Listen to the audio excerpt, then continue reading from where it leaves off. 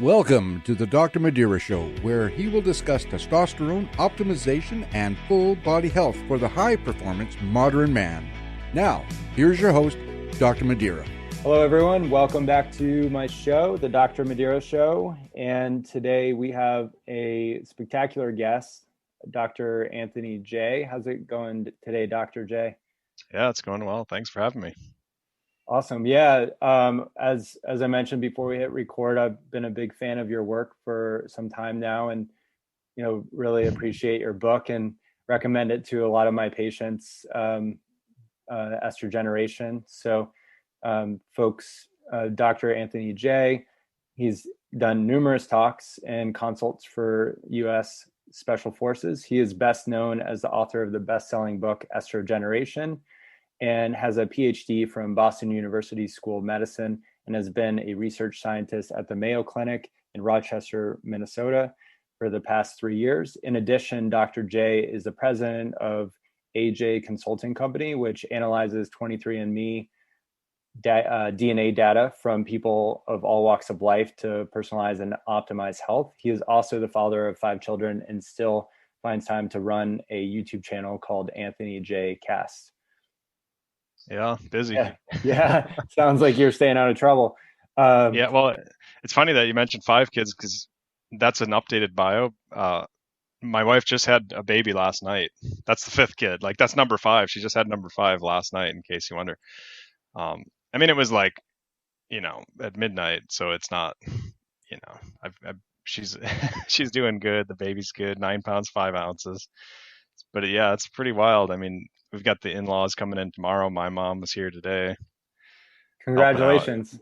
Cooking food. Yeah. So that's really what's new for sure. Yeah. That's a big update. Well, congrats. Yeah. I mean, it sounds like, I love the work that you've been doing. I've seen you on other podcasts with people like Jay Campbell, and seen you talk about some of the DNA stuff. And I think it would be good to talk about that too. But maybe we can start with maybe broad strokes, like what got you into looking at estrogeneration and the estrogens and water supply and the environmental toxins? Yeah, it was definitely college orientation that really kicked it off, because they gave a talk. They had somebody from the city come in and give a talk on birth control in the water and how we need to filter our drinking water. Don't drink out of the sink. And that was like a mind-blowing thought to me, because that was a long time ago, but it hadn't even occurred that, because I was drinking out of the sink, and that I was dosing myself with birth control. And that stuck with me, because as I went and did my biology research and I got into doing hormone research, you kind of raise flags, right? Because you realize, well, yeah, birth control acts like estrogen. The active ingredient in most of them is called 17-alpha-ethinylestradiol. But so it's specifically designed to be an estrogen. But then there's also BPA, right? Which of course made a lot of headlines at one point, and it's obviously problematic, but scientists kind of pushed it under the rug for a long time. And they used to say that it doesn't leach. It's okay, it doesn't leach. Like the Nalgene company, they're the ones that really promoted it and marketed it, and they told everybody, we got this new plastic, it's amazing, it doesn't leach. Well, of course it does leach. And ironically, they're using the same rhetoric now with BPA-free plastics and saying, oh, those phthalates, they don't leach, it's okay. And honestly, they do. So anyway, it just kind of snowballed into this whole book, obviously, as I started to recognize that there's all these chemicals and not just one chemical that we're being exposed to. And it's not just the drinking water, it's personal care products. It's, on and on and on. There's a lot of things. Yeah, it seems a little bit like when I'm trying to educate patients that there's only so much that they can handle, and kind of sound bites like, okay, maybe you shouldn't use plastics, and right, kind of start with the baby steps. Yeah. So maybe we can start with water. What are some of the main toxins that are estrogenic and causing infertility and health problems and low hormones that are in the water? And then what are some ways that people can easily filter those out safely? Yeah, the big one is atrazine. Apparently that's the #1 ground contaminant in the USA. And It's the second used herbicide in North America after glyphosate, after Roundup. And they both act like estrogen, actually, a little bit. Like Roundup even acts like estrogen. And there's fairly new research coming out on that, unfortunately. And I don't even put that in my book because it's such new research. And I wasn't sure about it at the time, um, but Roundup, just to shift off to that for just a second, if you don't mind, um, it actually doesn't look anything like estrogen. So it's hard to wrap your head around why would that act like estrogen. And they're spraying it on all these foods, in particular the grains, right? Like they're using it to dry out wheat before they harvest the wheat. And, obviously that's a problem if it's acting like estrogen and screwing up our hormones. So the thing is, it's glyphosate. It looks like glycine, and glycine is one of the 20 amino acids. It's basically a building block for your body. And so, like, I understand the research that shows how problematic that is, because it can incorporate in your body, in your joints and things like that, and compromise things because it's tricking your body into thinking it's glycine.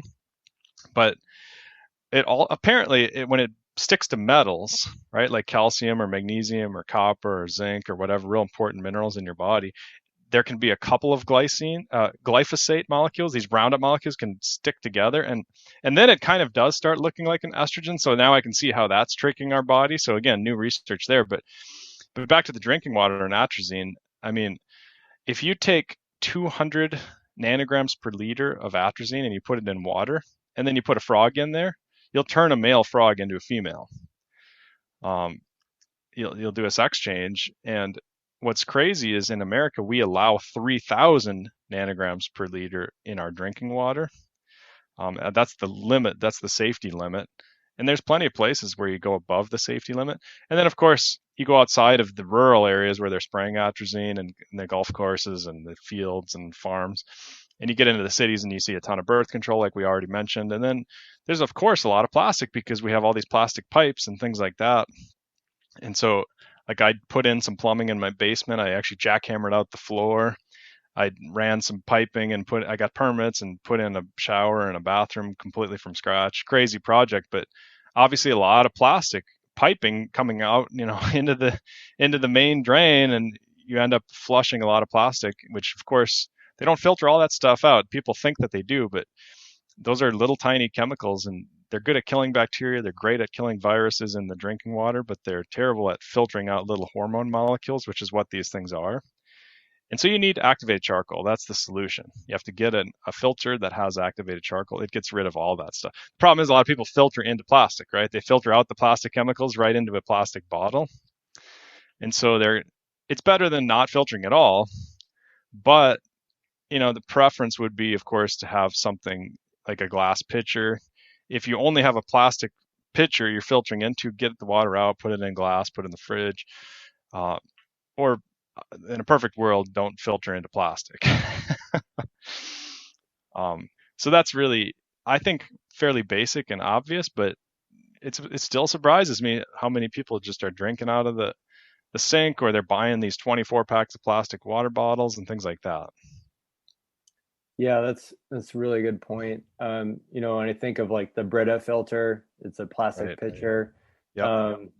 And I think with the plastics, the hard part that I see is like everything's packaged or wrapped in some kind of saran wrap or plastic, and I was curious what your thoughts on more the packaging. So like if you buy a bag of almonds at Walmart or Trader Joe's, it's usually in a plastic bag, and then usually people are taking that out of that plastic bag and putting it in a Ziploc bag, and then it's in their warm car, or their pocket, which is getting warm from their body heat. So I was wondering, how far, when we go down this rabbit hole of cleaner living and clean up the food and the drinking water and get away from these, the estrogenic things, toxins, how far does one have to go to eliminate the most serious ones without, living in a so-called bubble, if you will? Right.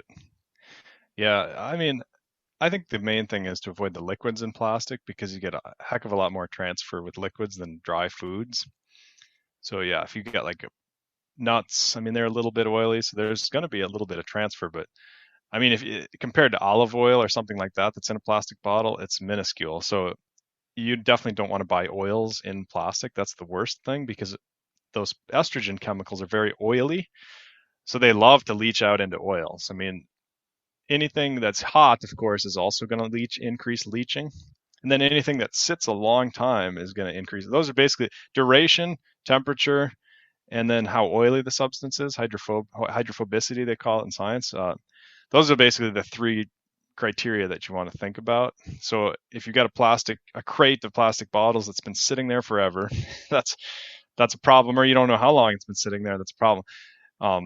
But again, with the dry foods, I usually don't worry. It's certainly not good for the environment, and it's preferable if you could get, something that's not plastic and more sustainable and whatever for the environment. But honestly, I'm not too worried about the dry products. The wrapping and plastics with meats and stuff, again, I don't think it's as big of a deal, even though those are kind of wet. So there's definitely some transfer on the outer surface. And they've done studies, for example, on like chicken skins and things like they have these chickens, and then they'll tell you that the skin is bad for you because they do animal studies and they feed them the skin and they find health problems. And a lot of those health problems reflect the same problems you find when you study just the plastic chemicals, ironically. So they're blaming chicken skin and fat, or they do olive oil studies and they've got olive oil in these plastic tubs, and then they blame the olive oil for a lot of these like fertility issues or whatever the problems are that are absolutely from the plastics. Um, so there's a lot of confusion amongst scientists too in this area because they don't think it's leaching because that's what they're told from the marketing perspective, or they just haven't even thought about it or looked into the research. So there's a little bit with some of the meats, for example, but again, it's not liquid. I don't get too worked up about it. I do get irritated that sometimes they inject preservatives that are literally phthalates or parabens, like they literally inject them into the chickens or whatever to puff them up or to, and so there's a famous vegan doctor with a YouTube channel that's pretty big, and he literally shows the studies on how much of these plastic chemicals and parabens are in chicken meat. And again, this is not free range, it's not organic. This is just really conventional stuff. And it's surprisingly high compared to other meats because they literally straight up they pump them full of these liquids that are full of these preservatives. So that's a little bit of a separate discussion, a separate problem.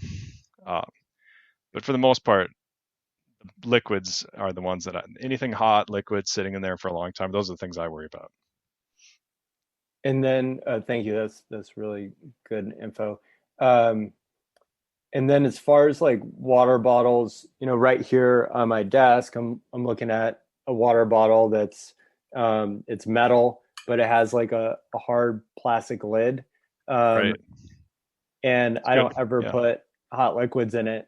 Is that kind of thing? I mean, if it's not getting hot, is that kind of thing something that people need to be worried about? Because I think a lot of people who are kind of paying attention to this stuff already have already gotten rid of their Nalgene or other plastic water bottle or coffee mug or tea mug. Is that something people should be concerned about if it's just cold liquids and room temperature? Yeah, I don't think so. No, I mean, it depends. I mean, if you've got huge breast cancer risk in your family, if there's a time and place to be worried about the super minutia. Yeah. But for most people, I don't think it's a concern at all. Yeah. And then we're, as far as like the water we're talking about a little bit before we hit record, you were talking about gynecomastia in men Right. being more common today, where men, with lower hormones and all these estrogenic toxins. How much of that do you think is like the water supply? How much of that do you think is nutrition or lack of nutrition and estrogens in their food versus genetics or lack of exercise? I mean, obviously there's multiple factors, but. Right. It's hard to say, yeah, because like the example I was just telling you about, I was telling you a story because, there's a town out in this area, and a friend of mine went to the swimming pool. She's a health nerd, and she runs this book club. She's great. It's a keto book club in the Twin Cities, and she was mentioning to me that she went to the swimming pool at this town, and all the young boys had gyno. They had man boobs, and they were still pretty lean, and they had man boobs. They weren't fat. And so in that case, I think it was the drinking water. And fat, of course, increases aromatization, so it converts your testosterone to estrogen at a higher rate. So you don't want obesity, because that's going to obviously increase that sort of thing too. But even irrespective of obesity, you're seeing so much gyno and so many of these estrogenic issues that it's hard to put a finger on. You're right, like it is tricky. One of the interesting things in my book I mentioned was, when we do these paleo studies, when you've got scientists looking at bone structures of our ancestors thousands of years ago, apparently there's been feminization. Our testosterone was like 1500 or something thousands of years ago, just based on the bone structures. And so it's been steadily declining for a long time, and it's probably because of the introduction of grains, and and some of the fat gains and some of the hormone disruptions and things from that, irrespective of all the Roundup and the atrazine and the things they're spraying on the grains. And then you throw that in the mix in the 80s and 90s and 2000. I mean, it just spikes up and up and up. It completely reflects perfectly inversely the testosterone, which has been dropping and dropping and dropping. In fact, the Massachusetts aging study in the 80s, I think the average male was around 500. They were over 500. And in the 90s, the average male was like in the 400s, and it was pretty low 400s. And then in the 2000s, the average male was in the 300s. And now you see people all the time in the 250s and things. They've even lowered the normal range in the blood test to basically accommodate that. It's so normal. And so, I mean, it's absurd, right? Like you see these blood tests and it says normal is 250 to 1,000. And it's like, and in my book, I use this example, right? Like, it's like saying go jogging for 1 block or 10 miles. It's like, well, that's too broad. That doesn't even make sense. And the women's is the same thing. Like the normal range supposedly is 5 to 70 or whatever. It's somewhere in that range. And it's even crazier for women because there's less research on it. And some blood tests, some legitimate lab testing companies that hospitals use, they'll put the normal range as 0 to 70 for women. And if you get a 0, the doctors look at your blood check and they say, yeah, you're looking good. And it's literally terrible. They have horrible energy. They have no libido. They have no sex drive. They have no motivation, oftentimes depression, all this. And the doctors are looking at their blood and saying, yeah, it's psychological. It must be something that's not physiological, and let me get you to a psych, doctor, and gets you on some Prozac or whatever. It's crazy. So there's a lot going on that's, it's frustrating to see. In the way the doctors are trained, it's frustrating to see. I know I'm not talking about you, obviously, and I'm not talking about all doctors. There's a lot of good ones now that are sticking their neck out a little. Unfortunately, it's kind of risky, it's scary, but you have to if you want to really help people optimize their health. And it's like one of my favorite examples at the Mayo Clinic. I was talking to a doctor. Obviously, I'm not going to tell you his name, but I was just talking to him about how I'm doing keto for 6 weeks. The keto diet, I just do it every so often. I do a 6-week protocol that's really, really strict. I do 80% fat, really high fat keto. And I feel amazing. My brain gets all amped up. And he goes, what's keto? He never heard the word keto before. Wow. And he's supposedly one of the best doctors in the world. And that's what we're dealing with in the education, right? Like you can literally get a better education on diet from podcasts than you can from these professional medical doctors, and that's a sad thing. Yeah, that's definitely true. I started out my kind of journey into the medical industry being an EMT and in the ER and then ski patrol and more emergency medicine.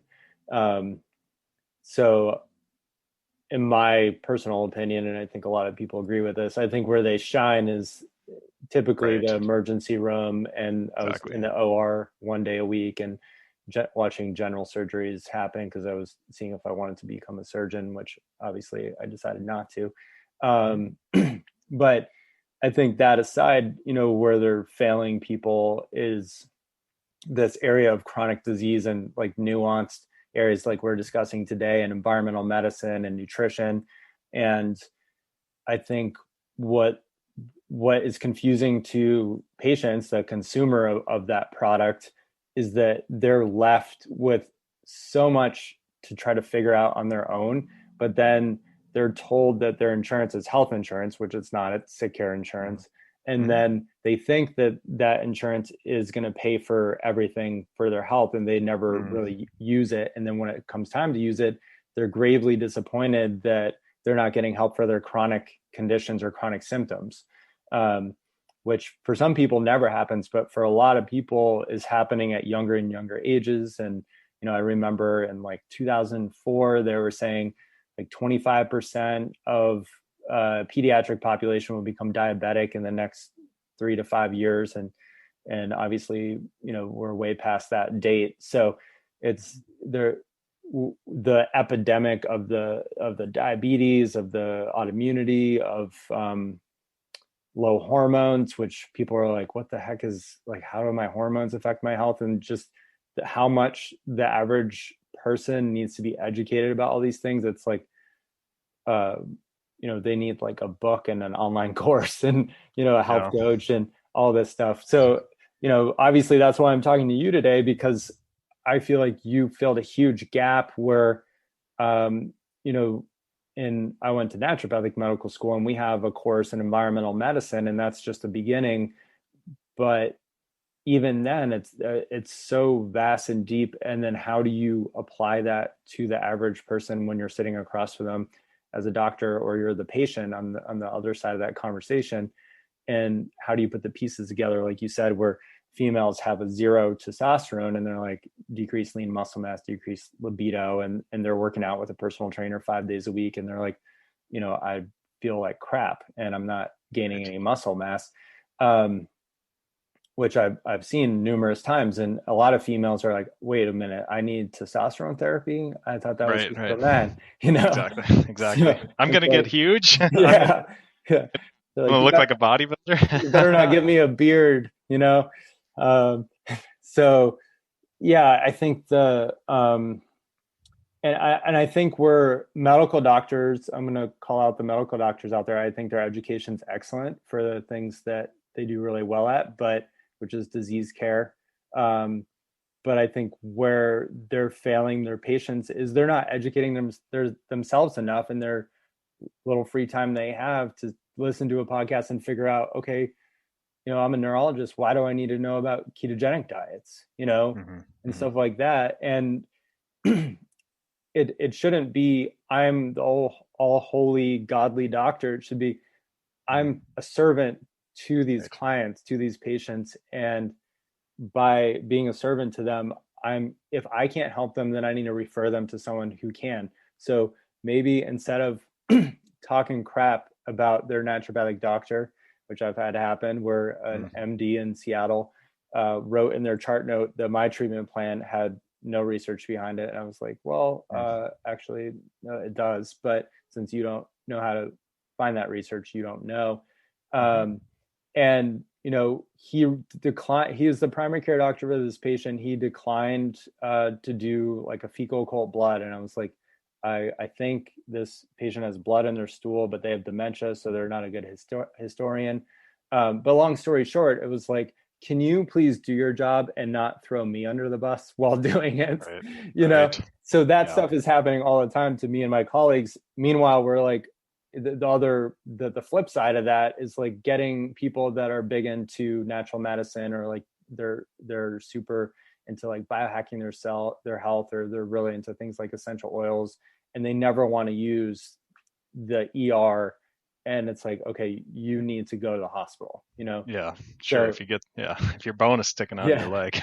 Yeah. It's like, I'm not going to, duct tape up your leg or like try to reset that bone myself. So I think if, in a perfect world, if we could realign to the integrative system, that would be the best. And if we actually did more outcome studies to show like, hey, these therapies and diets are really helping all these people, instead of putting them on all these medications, let's do this diet and maybe just one of those medications at a lowest dose possible. But anyway, that's my tangent for the day. Well, let me add to that too, because I have a PhD in cholesterol and sex hormones. Like I did my PhD on the topic of LDL and HDL and all this. And of course, those are building blocks for, like, cholesterol is a building block for estrogen and testosterone. And again, 5-year PhD on the topic of cholesterol, and I go to the doctor and they look at my cholesterol and they want to put me on drugs and they want to argue with me and tell me that they know more about cholesterol than I did after they took like 1 week of classes in med school about statins. And it's really frustrating because they're miseducated and it's just drug pushing at that point. And it wouldn't help, like, when your total cholesterol is 220, I think that's absolutely optimized.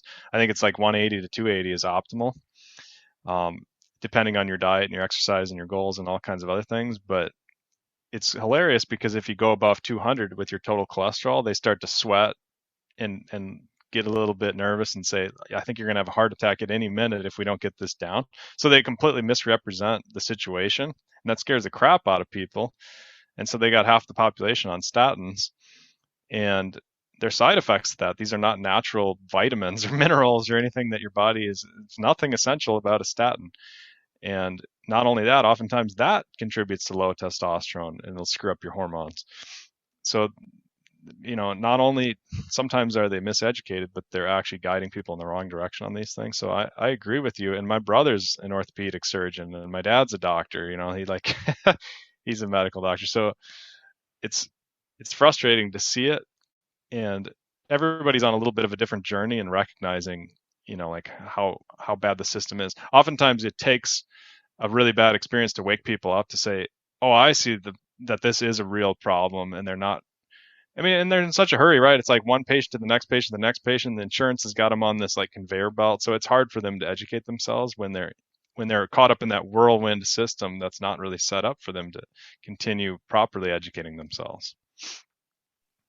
Yeah. My tangent number 2. Yeah, no, I love that. I'm so glad you shared that. And I usually like to see my patients total cholesterol 180 to 220, and if it's like 230, I'm not too concerned. I'm not ready to throw them on a statin.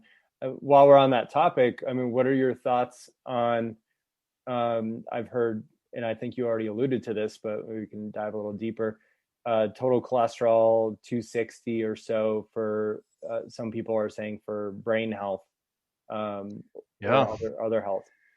Well, that's just it. Like, the research has been so messed up for such a long time that you can literally look at studies and you'll make all these weird conclusions. So, for example, they used to say that testosterone replacement therapy is bad, just to keep it on the hormones. Doctors would tell people, look, testosterone replacement is really bad because it increases your risk of plaques in your arteries. And people say, ooh, like that really gives me a pause. Like maybe I shouldn't get on some TRT, even though my testosterone's in the toilet. And what's crazy about that is the only reason they would say that is because testosterone increases your testosterone or increases your cholesterol.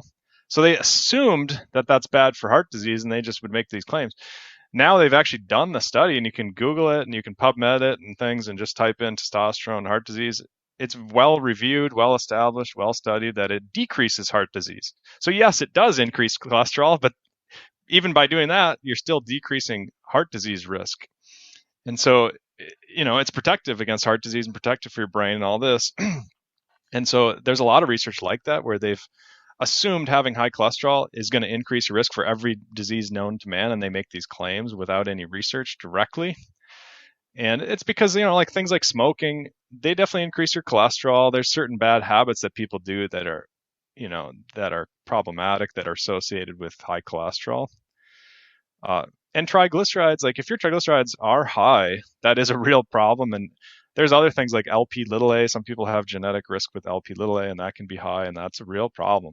But, if your cholesterol is 300-400, again, a legitimate problem and concern. That stuff stays in your body a long time, and it starts reacting with oxygen, and then it gets oxidized and actually starts damaging your arteries.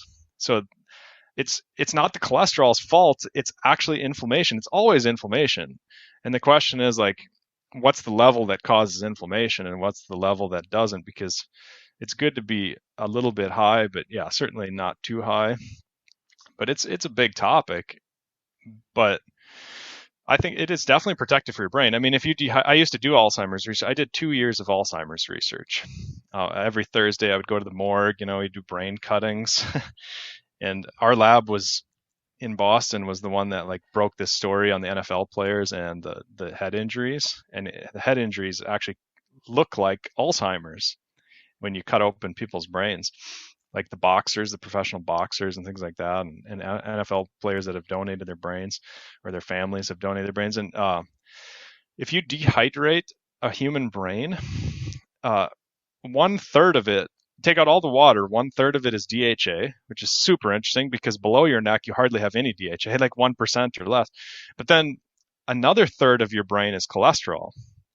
So like the brain is super, super fatty, it's super cholesterol rich, and it's super DHA rich.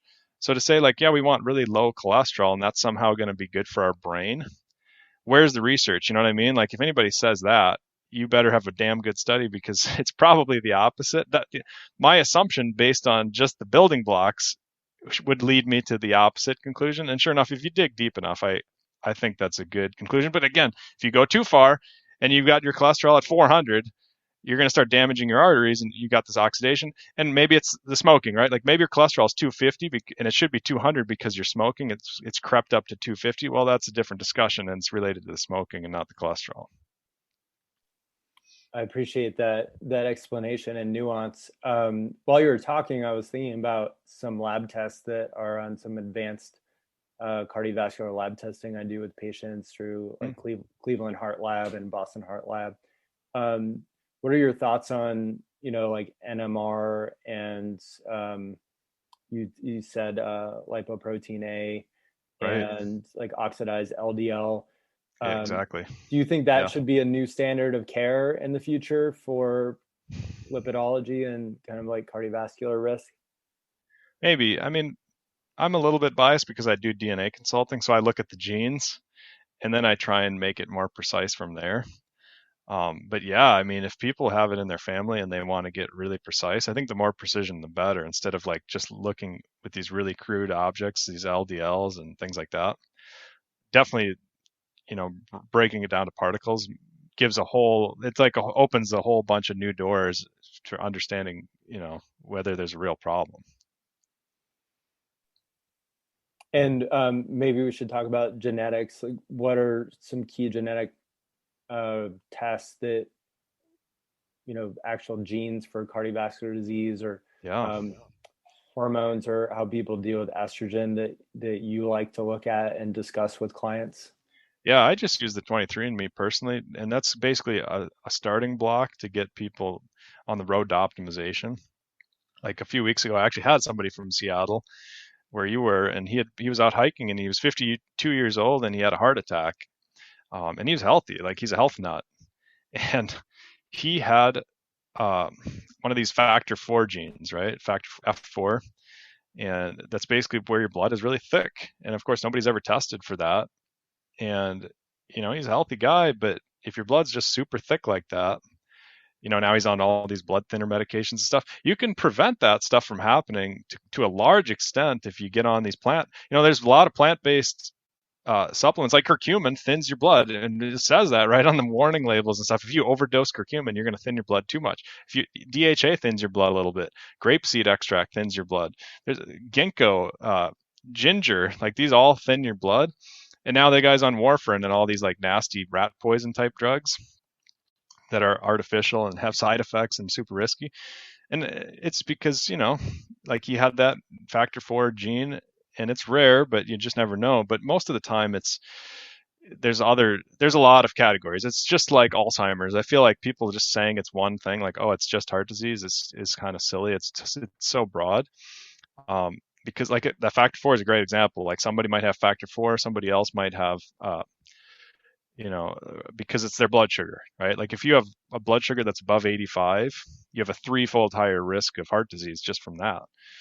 Fasted blood sugar, of course. And, some people, it's homocysteine. There's actual genes related to high homocysteine. One's called CTH, for example, cystathionine. And in those cases, you really got to track homocysteine and keep that dialed in, because if that starts creeping up, you want to do serine supplement. Serine is just an amino acid, it's just one of the proteins or building blocks for proteins, and that brings your homocysteine down because it attaches to this cystathionine gene attaches serine to homocysteine, your body gets rid of it. So that can be a risk. There's other classes. Obviously, we mentioned cholesterol. Sometimes people have lectin-related genes, and lectins are the root cause of their artery plaque, and you can reverse it. You get them off the lectins. But sometimes it's not lectins, right? Sometimes it's there's so many different things, right? And Alzheimer's is the same way. There's a lot of things like that, and that's why I like the genetics, because at least it gives you insight into these classifications rather than just saying, oh, you've got heart disease, let's put you on statins, which is kind of the medical system go-to. You get more precise, and the more precise you get, the better you can do in managing or hopefully preventing it. And then with like ApoE4, what is your take on ApoE4? I was talking with a colleague who actually works at a lab company the other evening, and they were kind of like, well, yeah, that's a concern, but I wasn't convinced by him as much as I have been by other people throughout the years that ApoE4 is as much a concern for cardiovascular health as it is for Alzheimer's. And what are your thoughts and expertise on that? Yeah, I don't know much about the cardiovascular aspect of it. Although the problem with ApoE4 is everybody and their mom has studied it. So like there's always, it's like COVID, right? Like the more you study it, the more you see like, oh, look at this. Like this gives you a little bit more increased risk of COVID. And look at that. This gives you an increased risk of COVID. And suddenly like the cardiologists are getting involved and the pulmonary guys are getting involved. And like everybody's throwing in like a little bit more research into the hat with COVID. And it seems like it's involved in everything. The main thing with ApoE, it's definitely a risk. Like if you've got the genes for it, you can pretty much predict that Alzheimer's probably runs in people's family when they've got that ApoE4, particularly the 4/4, the plus I call it, as opposed to the 3/4 or the 3/3, certainly no risk. But it's a DHA transporter. Most people don't realize it's a DHA transporter. And like I said, a third of your brain is DHA. So the absolute minimum is to either eat seafood regularly, like a couple times a week, or supplement that DHA. I think that's the absolute fundamental. And by the time, if you get Alzheimer's, they've done the studies, they give people DHA and they give them these crappy, cheap versions of fish oil. And sure enough, it doesn't reverse Alzheimer's. So therefore it doesn't work. But that's not the whole story, because Alzheimer's, nobody's been able to reverse it. They did a vaccine. They made a vaccine for Alzheimer's. I did not know that. I was at the International Alzheimer's conference in Vienna, Austria. I was giving a talk for that conference, and they unveiled their vaccine. That was big news because they thought they cured Alzheimer's, and it cleared plaques out of people's brain, but they still had Alzheimer's. Like it literally cleared out the amyloid beta, which is supposedly the root cause of Alzheimer's, which obviously it's not, because you clear it out and you still have Alzheimer's, and it's tricky. So there's like Nobel Prizes on the line. There's a lot of politics with Alzheimer's and some of the research and all this, of course, just like everything else. But yeah, you want your DHA. Sometimes I run into families that they've got those ApoE4 genes and they don't have Alzheimer's in their family. And sure enough, they live in Greece and their grandparents ate tons of seafood and this and that. Like that's the common theme, Mm-hmm. So get your DHA, get a good version of it. The best versions are triglyceride and phospholipid forms. They get up into your brain a lot better than just regular fish oil.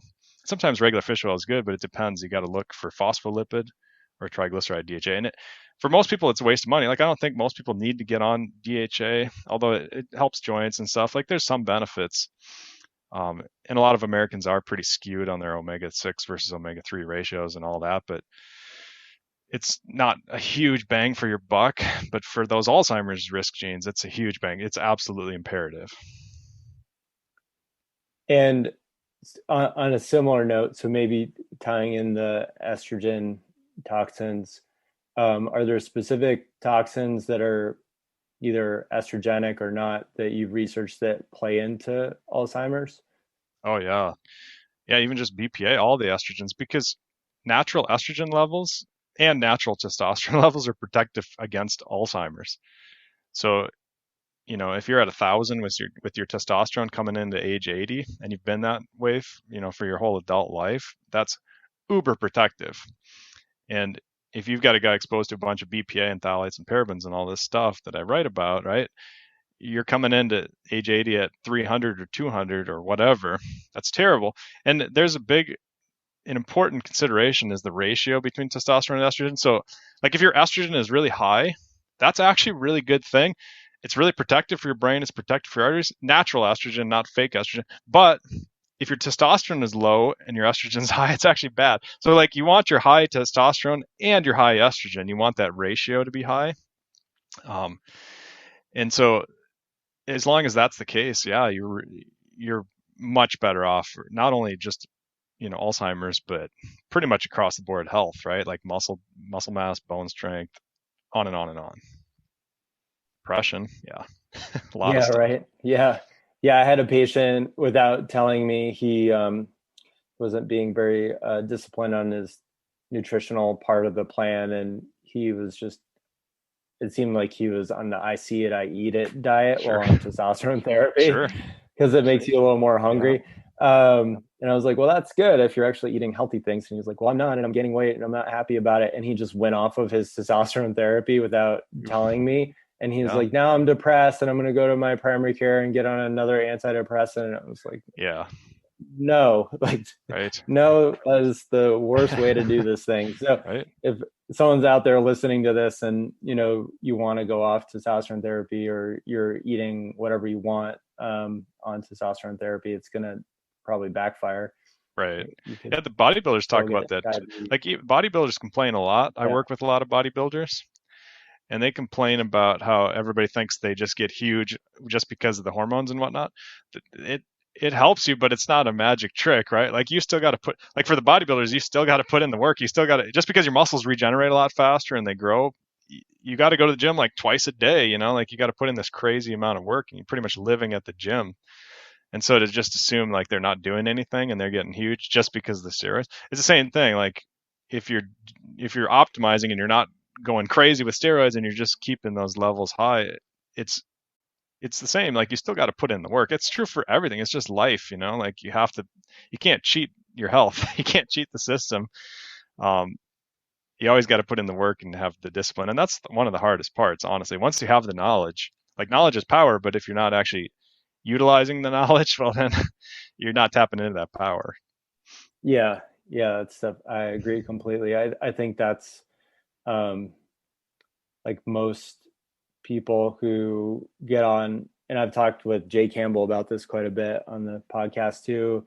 If you're going to eat junk food and not sleep and live a like pro-inflammatory life, testosterone therapy is not, it's not going to make your superhuman abilities. So it may at first, but you'll have depreciating returns after a while.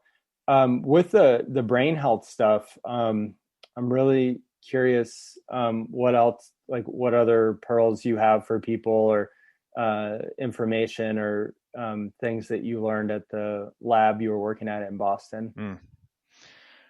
Yeah.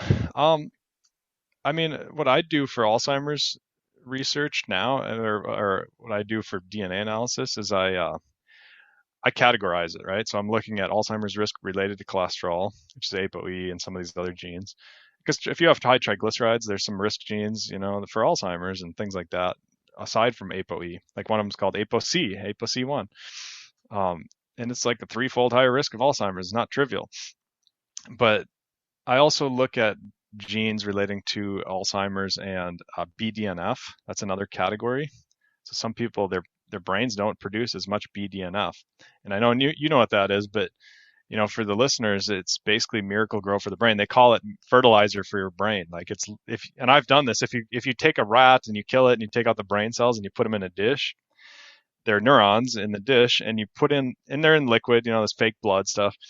You put in some Bdnf peptide, and the rat neurons will just like explode with new shoots and branches and all that. That's why they call it like fertilizer or Miracle-Gro, because the Miracle-Gro commercials, that's what they do. And so it looks like this exaggerated commercial because it's so striking. So BDNF, if you're making low BDNF, you've got to figure out ways to increase BDNF. And by the way, endurance exercise is one of the best ways to do it. They've tested endurance versus heavy lifting, and for whatever reason, endurance increases a lot more. But exercise across the board does. So, people need to be exercising if you've got genes like that, or there's other categories. Sugar is certainly a category and a risk for Alzheimer's. Some people, their brains do really poorly with sugar, and some people's their brains are surprisingly okay, even though people are eating a real destructive diet. And you're definitely playing Russian roulette if you don't know your genetics and you're eating a super high carb diet. But and as a caveat to all of this, as we age, we become more sensitive to our genetic issues. So like some people have, like risks for things like that, like heart disease, Alzheimer's, whatever. You're not going to get it at age 20. You're not going to get it at age 30, whatever. You might, like this guy who was 52 who got that heart attack. You might get diabetes when you're 20, or like when you're a kid. Like a lot of people aren't doing that. They're poking the bear so hard they're getting diabetes or whatever, even at younger ages. But as you age, you can't. It's even more difficult. It's more of a challenge because your metabolism slows down, your thyroid hormones go down, things like that. So your stem cell numbers go down. I mean, shoot, in newborn babies, 1 in every 10,000 cells is a stem cell. And by the time you're 80, 1 in every 2 million cells is a stem cell. So you have a lot less capacity to heal from inflammation and insults that you're putting into your body. And so, that applies to pretty much everything, right? These chronic issues come up if you're prone to them and you're not protecting against them. Yeah, that makes a lot of sense. And with concussions and things like that, are you looking at wanting to increase BDNF for them long term to recover from the concussion faster? Yeah. Oh, sure. Yeah. There's also some peptides they're doing research on for Parkinson's and Alzheimer's that are really interesting. And I hope we start becoming more accepting as a culture to peptides and to researching them and promoting them, and in situations exactly like that. Because, there's some really interesting ones that directly have BDNF in them, like cerebrolysin, for example. But then there's other ones that just increase natural production of BDNF or stem cells like in your brain and things like that, like FG loop is one of them, I believe. And then there's a lot of them. And the problem is the drug companies have no interest in them because they're not patented. They're something your body naturally makes, so they don't care. And there's no side effects to them for the most part, but it depends on the peptide, obviously, but there's no interest in it because of the money situation. So that's right. A challenge. But yeah, and by the way, when I gave a talk for the Special Forces, for the military on some of this stuff, like I gave an actual talk on brain optimization for them, and they give their operators 7 grams of DHA per day. So, and they're doing a lot of blasting and things that those concussive impacts have an impact that's very similar to Alzheimer's, like I mentioned before. And, they've got some of the real cutting edge research on this. And if they're doing the really high dose DHA, again, if you got a concussion, you probably should go in that route as well. But it's tricky because if you don't want to thin your blood too much, so like there's a fine balance there. And it helps to know your genetics, but you want to work with somebody good like yourself and not just a conventional doctor who's going to just ignore it, period. Right. Yeah, I was lucky enough to have a really nice concussion in 2018, and Wow. I was rear-ended by a 2-ton car. Wow.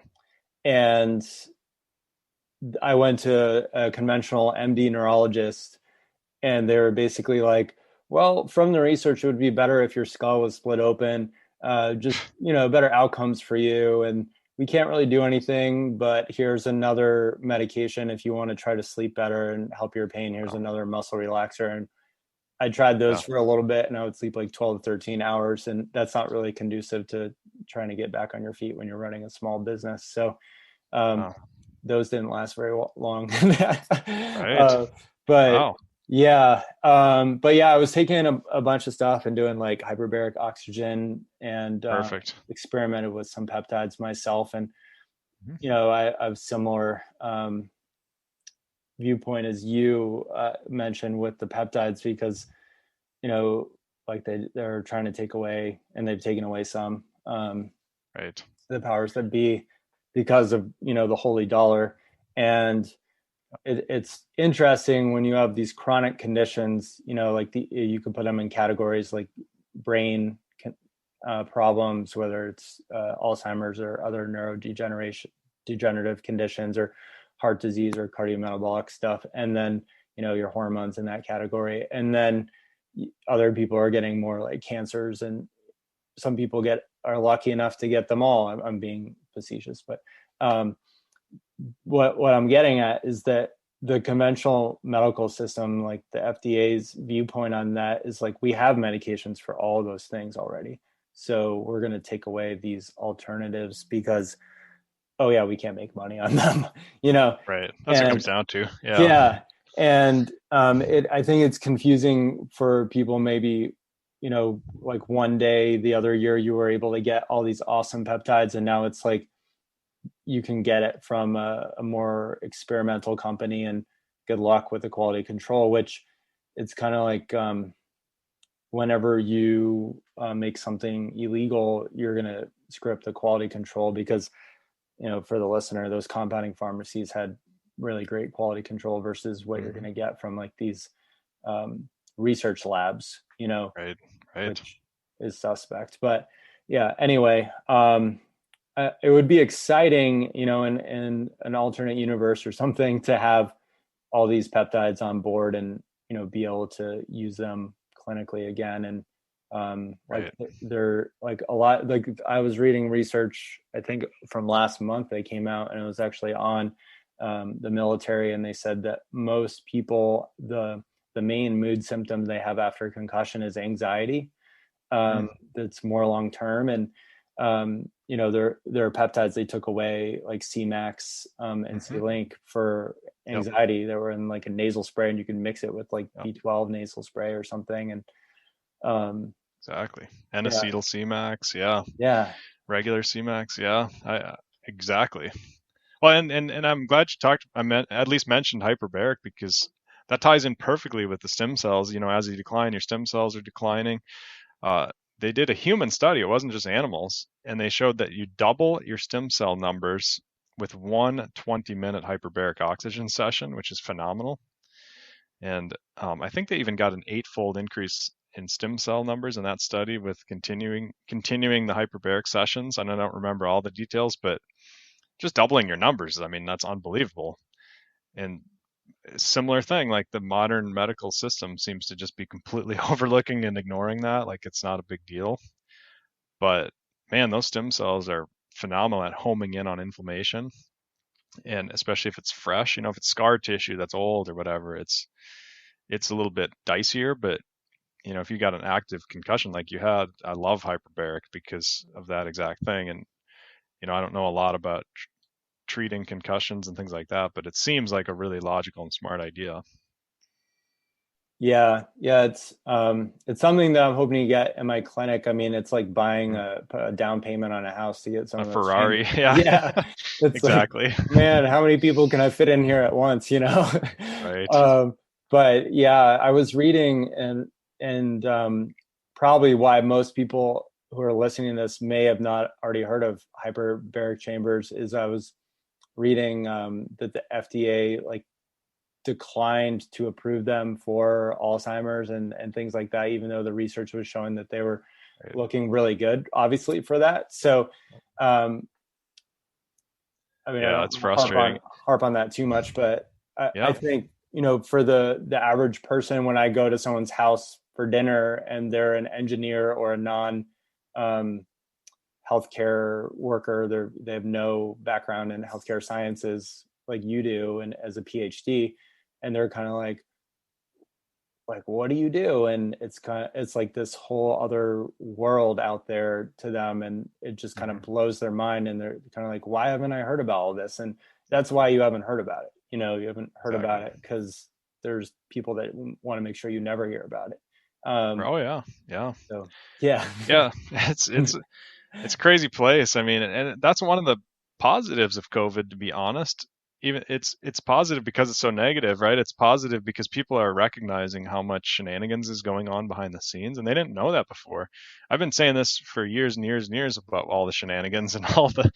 It starts right at the research level and goes right up to the doctors and all this, and not all of it's bad and not all of it's skewed and twisted and all this. But you'd be surprised to get into the soy. Like all the scientists agree that soy acts like estrogen, but then you get all these people saying it's healthy and all this stuff, and it's screwing with your natural estrogen. It's a mess out there, and it's hard. It's been hard to convince people otherwise, but now they're seeing it, right? I mean, the data is really clear on certain aspects of what's going on in our culture, and then we're doing completely opposite things from what the science is suggesting with our public health, and it's like okay, now I see it, right? Like now it's becoming obvious, and people are waking up, I think, to that. If they're paying any attention, which a lot of people aren't, unfortunately, but a lot of people are as well. If they are, they're getting it. Yeah, on that note, this is great because I wanted to ask you more about soy because as a naturopathic doctor, going back to the 1800s when naturopathy was like really big in what now is like Austria and the, Swiss Alps and Germany and stuff. Basically, meat wasn't that healthy then for mostly sanitation reasons, the way that they were doing things. Like, people were more likely to get sick and infections and stuff. So they were all about vegetarian diet. And, my cafeteria up until my last year of medical school was vegetarian, and I would bring like lamb steaks and hamburgers and eat them myself. Because when I didn't do that, I would start eating all the pastries that they had an amazing pastry chef. So, I was like on my way to pre-diabetes, but skip over all that stuff and fast forward in the late 90s when I started seeing a naturopathic doctor where I grew up in New Hampshire. They were like, oh yeah, you can have like soy and this stuff. And, there wasn't any like coconut milk or almond milk. It was like the almond milk, it was like rice milk and soy milk, Right. If you can't tolerate dairy for some reason, which is me. And I was like, okay, that's kind of weird. Like what I grew up eating meat my whole life. I don't really need to eat soy. And it's, like these soy dogs, and it's not real food. It's all manufactured. And now we're seeing that agenda pushed by people like Bill Gates and all these people that know nothing about nutrition, so they can make more money again. But I was curious what your thoughts around what people say in herbal medicine about phytoestrogens, plant estrogens, because you talk about this in your book, and it's pretty clear there. But as far as the nuance, like I've heard professors in my university argue and colleagues argue that phytoestrogens are good for your heart, the whole adage like beans are good for your heart and all that. And I'm kind of like, I mean, I don't digest beans very well. So I just basically eat meat, vegetables, and a little bit of carbs. But I'm curious what your thoughts are on all of those people saying like, hey, you can have, these plants that are high in estrogens and it's good for you. Right. Oh yeah. That's exactly it. I mean, part of it is there's a lot of shenanigans going on in the research to manipulate some of this stuff and make it seem like there's a lot of benefits. So you have to be wary of that. But also, it's a little bit more complicated. And I didn't get into this in my book because I wanted to make it very readable for normal people. But I think I can simplify it pretty well now, especially for somebody like yourself and your educated audience. But basically, testosterone is really simple because there's testosterone and there's one receptor that picks it up. It's called the androgen receptor. So it's just like, oh, you got it in your body, you pick it up with the androgen. Estrogen is complicated because there's 3 different estrogens, right? Estrone, estriol, and estradiol. And there's other ones too that like are super minor and, like maybe your brain creates some of these other ones and whatnot, but there's a lot of debate about that. But 3 major estrogens makes it more complicated already. But then not only that, there's 2 receptors that pick it up. One's called estrogen receptor alpha, and the other one's estrogen receptor beta. And that opens a huge can of worms because now we got three estrogens and 2 receptors that pick them up, right? And the interesting thing, the basic short version is that the alpha receptor isn't really supposed to be activated much. You're not supposed to turn on that light switch, except when you're sexually developing in the womb, basically. And so anything that's flipping on that light switch, that alpha receptor light switch, is for the most part problematic. It increases breast cancer, increases prostate cancer risk in men, it increases X, Y, and Z, a lot of things, depression, infertility. But the beta receptor, estrogen receptor beta, is actually protective against prostate cancer, protective against breast. It's got all these benefits, and it's supposed to be triggered in adult life. So if you've got nice high levels of testosterone and nice high levels of natural estrogen, you're usually flipping on the beta receptor, and that's a beneficial thing. It's protective. Some plant estrogens are very good at flipping on just the beta estrogen receptor and not the alpha receptor. For example, one of them is called epidemic. Another one's called equal, which is a breakdown product of soy. Another one is licorice root extract, for example. So sometimes if you have a really high risk of prostate cancer, you actually want to turn on that receptor and you want to take some of those supplements because it's protective, even though it's an estrogen. But soy, the problem with soy is that again, there's this famous vegan I mentioned earlier, and I didn't mention his name on purpose, but he has this video and he shows how soy is good for you because it acts on the beta receptor, the good one, right? And he shows this study, and I'm like, really? I'm interested in that. Like, let me look at this study because I'm open-minded, like, let's see if it's really good for people. So there's a study that they did to look at soy activation, and it's called isoflavone. That's like the soy estrogen.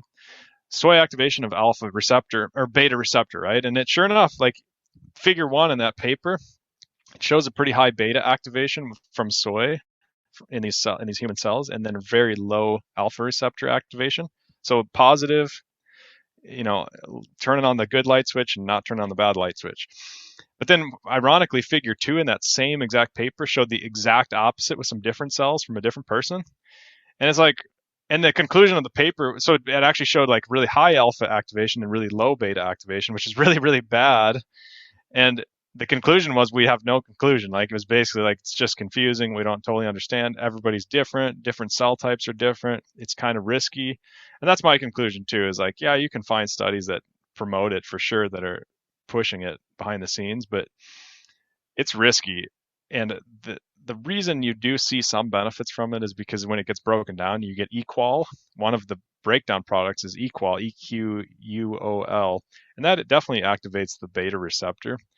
But I think the isoflavone component activates way too much alpha receptor, so you're literally increasing breast cancer risk and all kinds of other health problems unnecessarily. It's kind of silly to say that it's good for people, and certainly when our culture has way too much fake estrogen as it is, and we're already flipping on that alpha receptor with BPA and phthalates and parabens and on and on and on.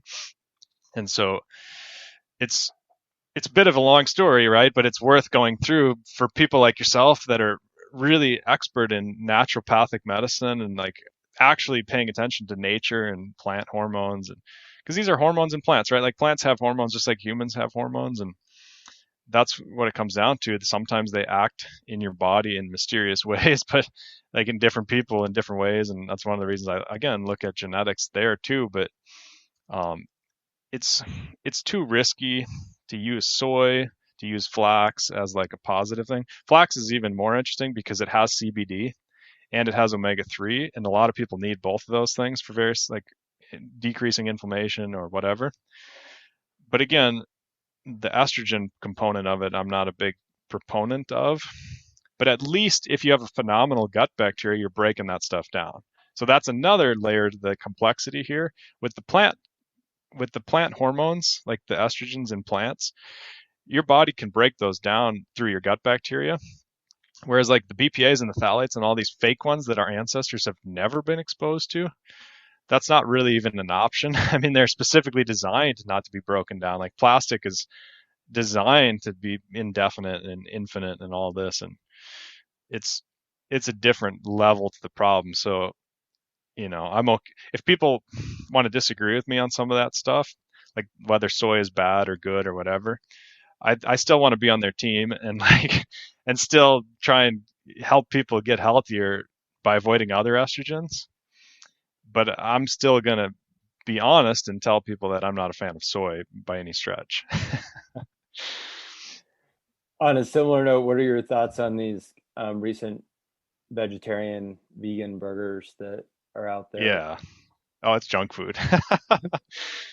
I mean, even if it wasn't all soy based and all this stuff and GMO and whatnot, it's a lot of it's junk food. Most of the time, there's so much sugar and so much high fructose and so much, you know, so many inflammatory type things. It goes back to processed meats. I mean, some of these processed meats are junk food. They're legitimately bad for people. That they're sitting on shelves forever. They're full of preservatives. They have all these natural flavors supposedly, and oftentimes those are just opioid receptor binding plant chemicals like glutens and gliadins and things trying to get people addicted to the foods, and they're very inflammatory. And literally everybody, even if you have amazing genes, but some people much more so than others, and they're of course they're doing that same financial business structure model with these crap plant foods that everybody's promoting as healthy. Yeah, yeah. Frustrating.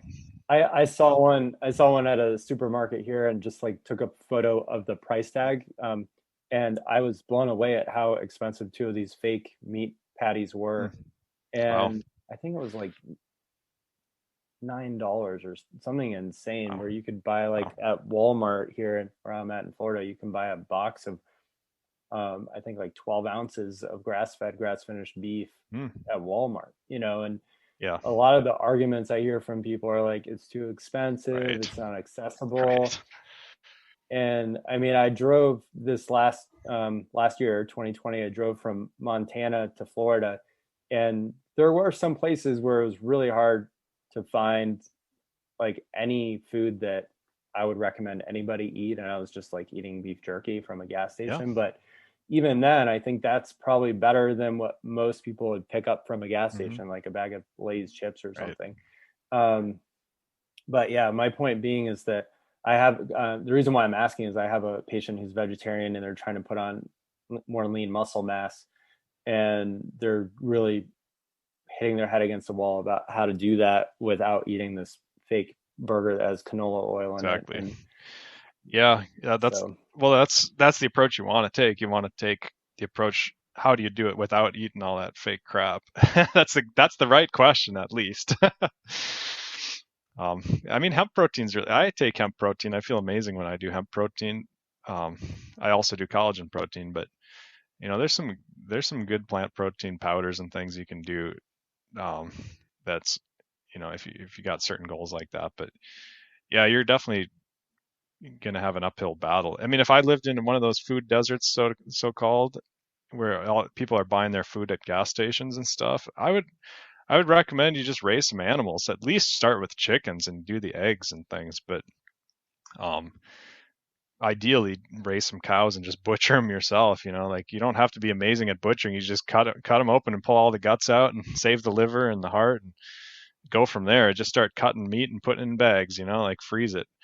But it's of course they're making that illegal in a lot of these liberal states. You can't butcher your own animals and things. It's quite absurd, but I'd probably do it anyway. yeah, yeah. I mean, if you have a small enough operation, it's like, how are they going to find you? At least for a while, Exactly. and then you can Yeah. freeze, enough meat, and it doesn't matter. When I hunt, Um, I mean, like last year, I shot 7 deer with my bow and arrow, and I have 2 chest freezers, and I've got a bunch of kids, and we literally didn't buy meat the whole year. And the year before, I shot 5. So, and I do bear hunting and moose. I've shot a couple of moose over the years and pronghorn antelope and on and on and on. So and of course I go fishing. All those things, you can literally live off of that stuff. Especially if you have a garden, like a moderately sized garden, which you should have if you live in a food desert and you want to stay healthy and save money. It's better, even if you live in a place like I do in Rochester, Minnesota, which has everything more or less. It's got the Whole Foods type stores and all this. You still want to have a garden and have some chickens and all that if you can, because that's absolutely the way to go, I think. then you know what's going into that. Yeah, I couldn't agree more. And I think it's really beneficial for people to know where their food comes from and Yeah. appreciate that whole process, and kids, young kids, to learn that Yep. and appreciate it. Yep. So, instead of like fighting with them to finish their vegetables, it's like, hey, we harvested this together. We grew this together. You know where it came from.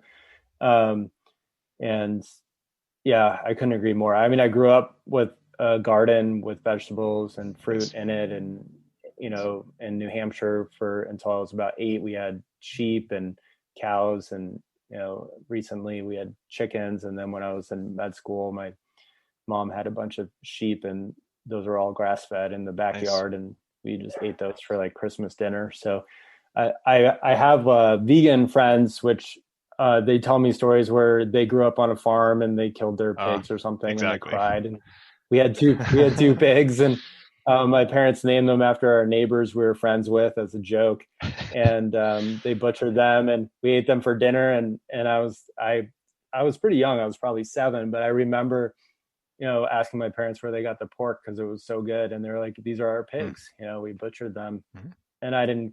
Yeah, my kids. I I didn't have a always get my concern. kids involved. You didn't have an issue, yeah. Well, that's Yeah, the thing, and people let their kids watch too many Disney movies and things like that too, which I don't do with my kids. I make sure they're out there when I'm butchering the animals and hunting. I take them hunting, and they see me shooting ducks, and that's what they get to eat. It's not like, do you want a hot dog or do you want some duck meat for lunch? It's like you can either do duck meat or you're intermittent fasting.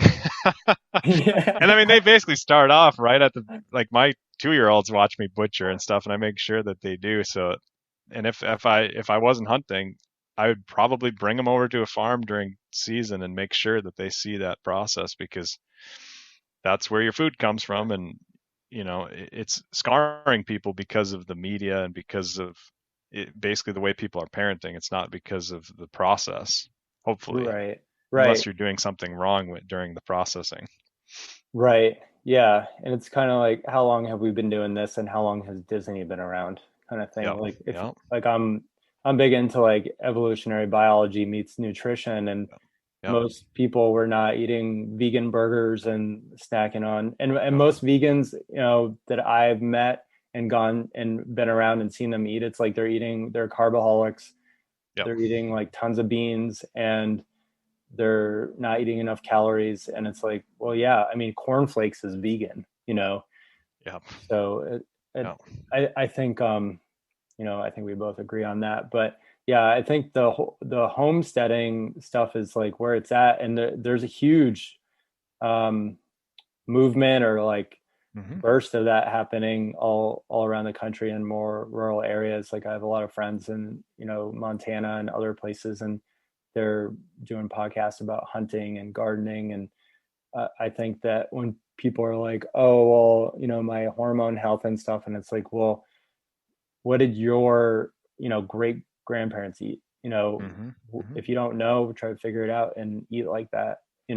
Right. So Right. it's kind of you know It's a I, great strategy. I agree. yeah, That evolutionary biology, just understanding of what our ancestors were doing, and even going back to paleo, I feel like is a really important part of that component, because we've been messing around with our diets for a long time in ways that are probably suboptimal. It's gotten really, really bad recently, but and again, the marketing has gotten even worse. So then, like I constantly am telling people, look, the drug companies, they spend $20 in marketing for every $1 in research. There's a huge marketing machine within the drug companies, within the food industry. People are very susceptible to it. It's crazy. Um, you can't you can't like partake in that machine, and be told that this stuff is healthier than the stuff our paleo ancestors were eating. Just don't buy into that. It'll hurt you. yeah, yeah. It's such a powerful machine too, with the documentaries and Yeah. the Yep. media and Hollywood, and Bambi. Don't Yep. hurt Bambi and her mom and dad. Right. Right. It's Yeah. like, They make it well, emotional. either you can hit it with your truck, or you can shoot it with your gun and bring it home. But if we let Right. them go too much, I mean, for me, I think it's different because I didn't grow up in a big city. I grew up in the country, and like every Yeah. other person had a truck with a gun rack, and it was like, hey, they can't afford all the expensive meat in the supermarket, or they just like to hunt, and who cares? It's great. And so I never had like, even though I grew up watching some of those Disney movies, I never had this like separation of humans from our food chain that a lot of people have now. And from my experience, like from when I went away to college, most of those people grew up in the city where they're already separated from their food chain. And it was like, well, like experiences where people are like, why are you using maple syrup? Doesn't that hurt the trees to tap the trees? And I'm like, yeah, they cry every single spring, in Vermont. Right. So yeah, there's a huge like disconnect. And I think, when you're just like sitting home on Netflix watching the next latest documentary on, the foods you should eat to make some guy a multi-millionaire on their protein powder, it's like, I think people need to really be, not just smart in their careers and like in that area, but really smart about their health, and like think about who's telling them what and why. exactly. What are they going to get out of this? Like, what are they actually selling you versus, like a podcast like this where we're taking time out on a Friday afternoon and, we're not getting paid anything to share all this free information, where that documentary, those people are, all those athletes from Game Changers came back later and were like, I stopped doing that diet. It didn't work. Right. Exactly. And it was really a really great study. It was last year in the NFL season where, I grew up I grew up as a Patriots fan, and, yeah, same. I mean, not grew up, but the last 10 years I have been. Yeah. Right on. Yeah. So Brady came down here to Tampa Bay, and won the Super Bowl with Gronk, and, their great defense, and Cam Newton went up to the Pats and completely failed. That team drove it into the ground, and he's vegan, and Brady eats fish and probably some other meat too. So I think that's a good comparative analysis, even though it's just two people. But you took a great franchise, drove it into the ground, and then got a team that was basically barely even on the map, winning a Super Bowl, and like a complete landslide where the other team didn't even break past 10 points. So 9 points. Yep. Yeah. Right. So. Yeah, man, you got it. I mean, you nailed it. I mean, it's like I say, just looking around too, people are getting it now, and there's like a big rush out to the rural areas and stuff because, look at try and buy a place out in the country right now. It's hard because people are getting it. People are figuring it out and recognizing it. And it's a good time for that, because we have all this podcast and all these educational tools, and you can tap into it and learn this stuff on your own. And even if you've been fed the propaganda and you have all these emotional, like connections with animals that are really unnatural and weird, you can kind of rise above that and, get healthy and get closer to actual nature. Nature's pretty brutal, and most people kind of have it all Disneyfied, and it's important not to have that false, that false narrative, even with if it's just in your own head, especially as adults. Yeah, definitely. I think if more people could get kind of like, back to our roots, I think it would be better off. But of course, we don't want to like flood the outdoors with a bunch of people that are going to like end up getting airlifted out of there because they're idiots. Right. But... Exactly. Yeah. Especially in Montana. But, yeah. I mean, people go pretty hardcore out there compared to a lot of places. Yeah, definitely. Yeah, personally, I'm hoping to learn how to elk hunt because I didn't grow up doing that. It was more like fly fishing and sailing for me growing up. So yeah, start with deer. I mean, there's so many deer. Yeah. Some places, like there's a lot of zones you can shoot unlimited. You literally just buy another $20 tag, shoot another one, buy another $20 tag. You can donate them to the food banks. You don't have to eat them all yourself. So you can really learn how to hunt. And then most of it's bow hunting. If you're a gun hunter, you usually can't do unlimited because you would wipe out all the deer. Right. It'd take like 2 days and you'd have them all. In fact, they did that in Rochester. They had a couple cases of chronic wasting disease. So they literally had opened a new season for hunters and let them just wipe out all the deer. And then after that, they brought in helicopters at night and wiped all the rest of them off in that whole area because they didn't want to spread this disease. And then they test them. Like when you shot them, you bring them to a test center for free, and they'll check and make sure yours doesn't have chronic wasting, so you're not eating that. But the deer is the best place to start, because elk hunting is becoming really aristocratic, and you have to have a lot of money, or you really have to know what you're doing, or both. Yeah. With all the different zones, and like this zone you can do this, and this zone you can do that, and it's like literally you have to have a PhD in like trying to, not literally, but you have to have a PhD trying to figure out how to hunt elk with these different zoning situations, and it's kind of becoming obnoxious. Yeah, it sounds at least to try and learn how to do it. It certainly is. Yeah, it's like a lottery. You have to join this lottery system. But anyways, yeah, a lot of red tape, it sounds like. Exactly. With the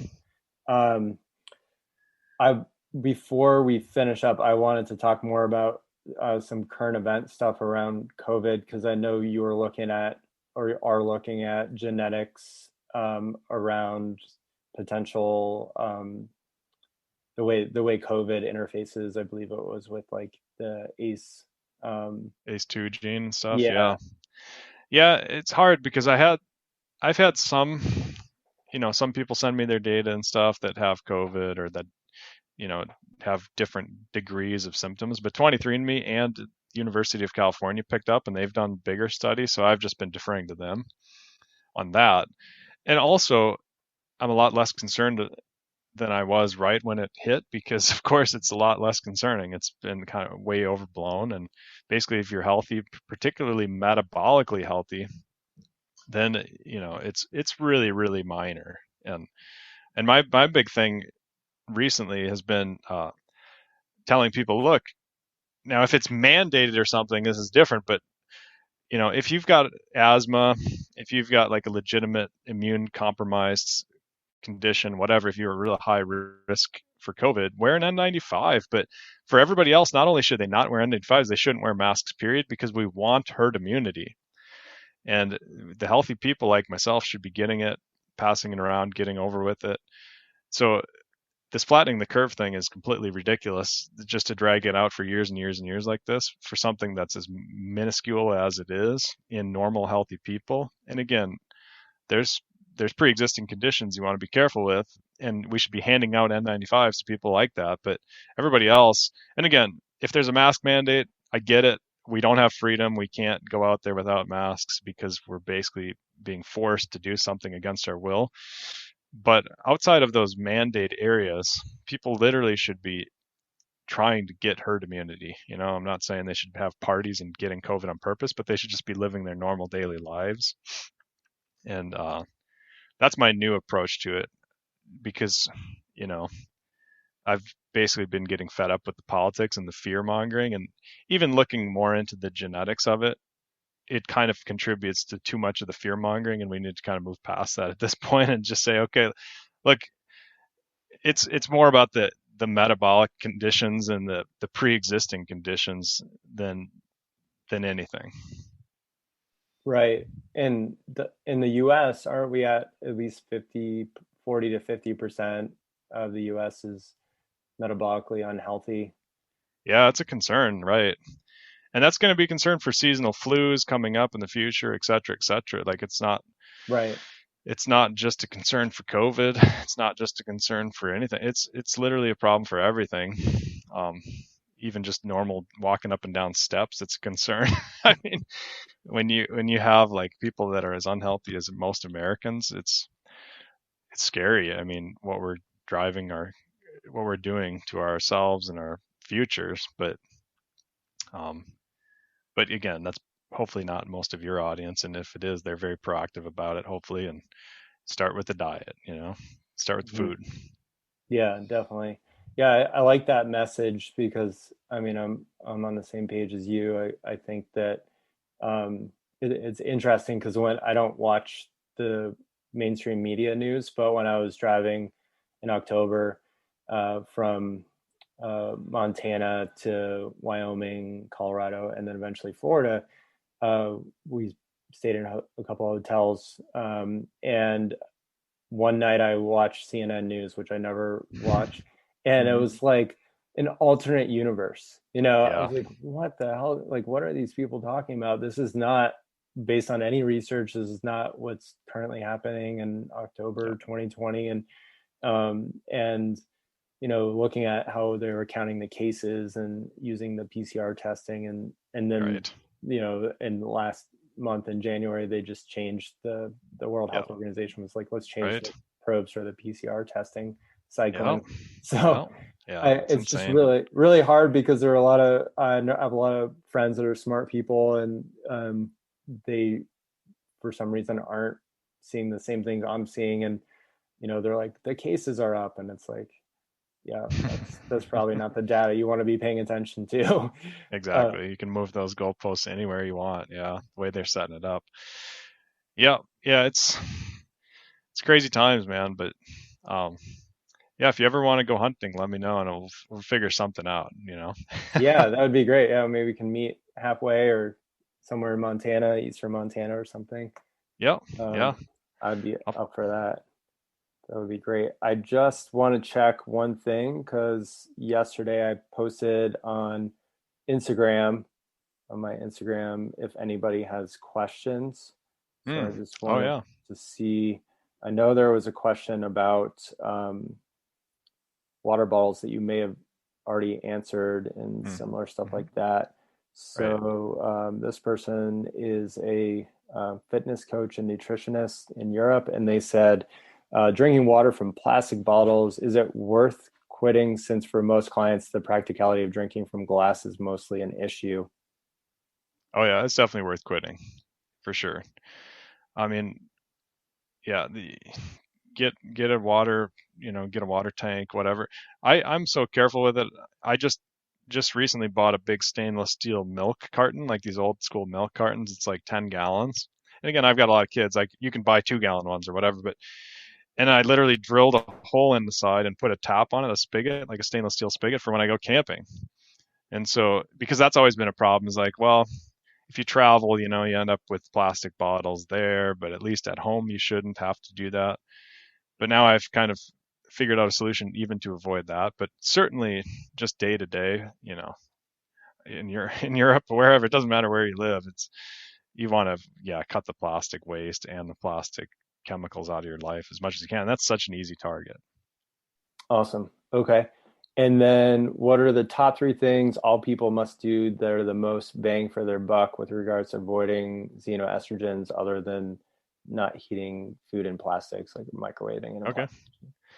Yeah, I would say the sunscreens. People way overdo the sunscreens, and first of all, don't overdo sunscreens. Get sunshine without sunscreen until the point where if you're worried about getting burned, obviously that's a problem. You don't want to be getting burned. You don't even want to be riding on that line, but you actually want sunshine. So the sunscreens are full of estrogen chemicals for the most part. 99% of them are, it seems. You either got to get a really good sunscreen or get all the sun clothes, like the sun gloves and the sun hats and the sun whatever. Sunscreens are big. Uh, Personal care products across the board are big. The shampoos, the soaps, the fragrances. People are spraying on these fragrances. They're literally dosing themselves with estrogen. They've done all kinds of studies with like perfume users, way more estrogen in their system compared to non-perfume users. This is men and women.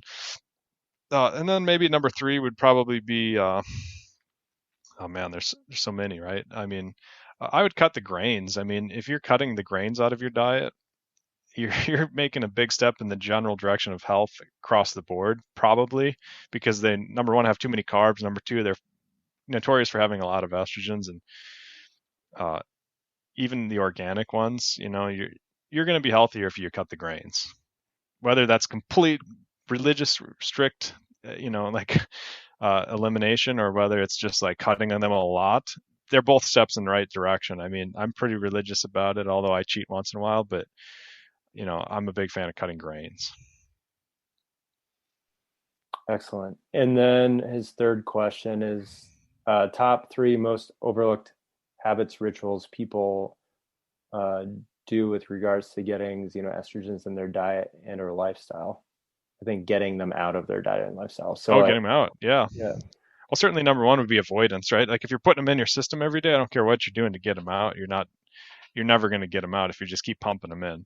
So recognizing what they are is a big part of my book, and understanding how to avoid them. And then number 2, sauna. Like, absolutely use the sauna. The sauna, you sweat out more estrogen than you pee out. They've done those studies. It's very clear. And then number 3, I mean, exercise certainly helps. Blood flow helps, like increasing blood flow, moving blood through your liver to help clear stuff out, and eating some brassicas like broccoli and cauliflower and kale. Those also help your liver detox from these estrogens. Probably the 3 things. I don't know if exercise and brassicas are count as one, or so that's maybe 4 things, but couldn't resist. So avoidance, that sounds really obvious, but it's huge. Sauna, brassicas, exercise. Awesome. Are you a big fan of, like, have you looked at L. Ron Hubbard's protocol, where he's having all of his Scientology people in the sauna 4 hours a day? Oh, wow, no. I mean, I've not looked into it, but I mean, saunas, you can do the same as sun. You can get burned, like you can overtrain, you can overdo things, and it ends up causing chronic inflammation, which is, of course, it has its own problems. And I'm a bigger fan of just doing it like 3 times a week, and doing minimum effective dose type stuff, and just trying to sweat like a fiend when you're in there. Right on. Yeah, that's kind of what I do. But we talked about him in our environmental studies class in school, which I thought was curious. Anything else you want to share with the audience we didn't discuss, or any closing remarks or things that are on the new horizon for you in 2021 that you want to share? No, man, that's pretty thorough. I mean, we talked about a lot of diverse, interesting things, and I don't want anybody to fall asleep on me talking, but yeah, we should do it again sometime. Maybe talk DNA specifically. Like, have you done your 23andMe? Yes, I have. Yeah. Yeah, we should just do that sometime in the future and reconnect, because obviously there's like an infinite amount of stuff to talk about there too. That's interesting. Okay. Yeah, I'd like that. Definitely. I'll reach out and we'll make it happen. Thanks, Sam. Yeah. Yeah. Thanks for being on my show and spending this time with me. I know it's been a good go. We talked about a lot of stuff, as you said. So how can people find you? Where can they get your book? What's the website you want them to go to? Yeah, Amazon's fine as far as the book goes. And I've got the Audible, I've got the ebook, I've got the hardcover, I got for the libraries, I got the soft cover. Honestly, hopefully your library has it too, like you can check. But AJ Consulting Company is my website, which is terrible, not very memorable name, unfortunately, but that's just what I came up with 10 years ago, and it's kind of what I'm stuck with. But ajconsultingcompany.com is the best place to find my kind of the list of the various things that I'm working on. Awesome. So everybody check out those resources and definitely get his book and read it or listen to it on Audible. And thanks so much again for being on the show. Hopefully everybody shares this podcast with friends and family and can implement a lot of the things we talked about. Now here's for my mandatory disclaimer. This is a medical information podcast and is only for general information purposes. It does not substitute or constitute the practice of medicine or any medical practices, including the giving of medical advice to any individual. And please observe that no doctor-patient relationship has been formed here. This medical podcast offers health, hormone, fitness, and nutrition information and is designed for educational purposes only. You should not rely on this information as a substitution for, nor does it replace professional medical advice, diagnosis, or treatment. If you have any concerns or questions about your health, you should always consult with a physician or other healthcare professional. Do not disregard, avoid, or delay obtaining medical or health-related advice and appropriate treatment from your healthcare professional. Users should seek the care of their physician or healthcare professional for any such conditions. The use of any information provided on this podcast is solely at your own risk. The contents and topics of this podcast have not been evaluated by the FDA nor approved by any other government or official body. The topics and content covered is not intended to diagnose, cure, or prevent any disease or disorder of any kind. Developments in medical research may impact the health, fitness, and nutritional advice that appears here on the podcast in the future episodes. No assurance can be given that the advice contained in this podcast will always include the most recent findings or developments in medicine with respect to the particular material covered. If you are in the United States and think you are having a medical or health emergency, call your healthcare professional or 911 immediately. Thank you for listening, and we look forward to hearing your feedback and looking forward to having you on future podcasts. Thank you.